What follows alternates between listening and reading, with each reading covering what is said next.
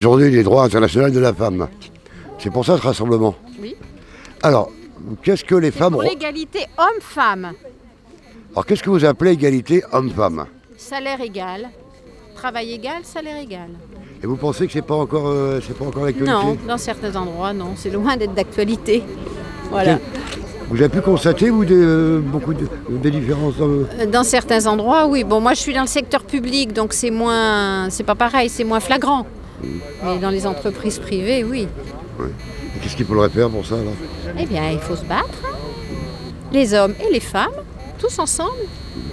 La journée internationale des droits des femmes, enfin, c'est un moyen pour marquer un petit peu cette problématique-là, mais ça ne fait que ça.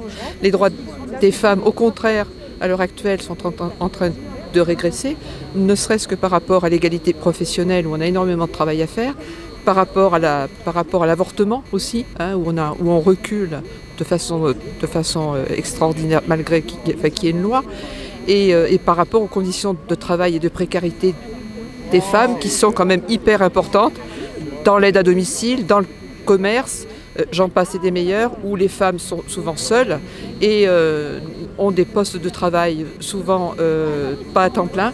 Hein, et donc elles vivent des conditions dramatiques. Donc vraiment, il faut se mobiliser. Et ce d'autant qu'on est quand même 52% à travailler. Donc voilà, c'est aussi les femmes à prendre en compte cette problématique et à se mettre en mouvement.